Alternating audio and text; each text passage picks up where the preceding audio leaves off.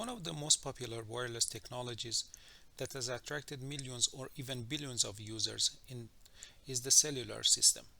During the 1980s and 1990s, many individuals carried pagers as a means of keeping in touch with their businesses or families. In the early 2000s, cell phones grew in popularity and completely replaced the pager. The cellular structure is like a honeycomb, which includes several hexagons representing cells. This structure is a solution to the shortage of frequency bands. To provide thousands of mobile users access to the cellular system, FCC, Federal Communication Commission, had to allocate a large range of frequencies, which was impossible. Instead, they divided a metropolitan area into adjacent cells to be able to reuse frequency ranges in various cells. Each cell is served by a cell tower, which means all of the users within a certain cell are covered by its cell tower. If users move across cells, they will be handed over to adjacent cell towers for service. The cellular structure enables FCC to efficiently manage the allocated frequency band and avoid interference. For example, cells A and B may use three frequency ranges, 1, 2, and 3. But since each cell is covered by a separate tower, transmissions in two adjacent cells are not going to interfere with each other. Cells can range in size from half a mile to 15 miles in radius. To make a call on a cell phone, first we enter a phone number on our cell phone and press send. Our cell phone contacts the nearest cell tower and grabs a setup channel. Our mobile identification information is exchanged with the cell tower to make sure we are current subscribers. If user is current, two channels are going to be assigned, one for talking and one for listening. Then the telephone call is placed and we can talk. And to receive a call on a cell phone, whenever a cell phone is on, it pings the nearest cell tower every several seconds. This way, the cell phone system knows where each cell phone is. When someone calls our cell phone number, since this cell phone system knows what cell we are in, the tower calls our cell phone.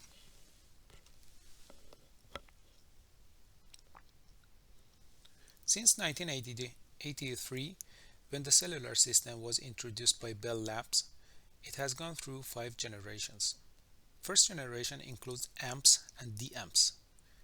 AMPS, or Advanced Mobile Phone Service, was the primary analog mobile phone system. It could allocate channels dynamically with frequency division multiplexing, or FDM technology. DAMPS was the newer digital equivalent of analog cell phone service. DAMPS uses TDM, time division multiplexing, and FDM, frequency division multiplexing, for allocating shared channels. Compared to AMPS, DAMPS is an upgrade that increases signal clarity, security features, and the number of available channels per cell. The second category of cell phone technology is called PCS, Personal Communications Services, which is a digital cellular service. The first PCS system appeared in 1995. It worked with time division multiple access, TDMA, code division multiple access, CDMA, and global system for mobile GSM communication technologies. TDMA, CDMA, and GSM are different approaches to allocating frequency to a user and its signals. For example, CDMA spreads the transmission of a cell phone signal over a wide range of frequencies to be able to handle several users at the same time. The third generation came to the market in 2005. 3G uses GPRS, General Packet Radio Services, and UMTS, Universal Mobile Telecommunication System. GPRS transmits data at 30 to 40 kilobits per second. In order to support the increasing bandwidth demand for uploading and downloading text and image via the cell phone, GPRS systems were converted to UMTS technology. UMTS is capable of supporting downstream data rates of 220 to 320 kilobit per second. Fourth generation system, or 4G, which started appearing in 2010, includes technologies like LTE, WiMAX, and HSPA.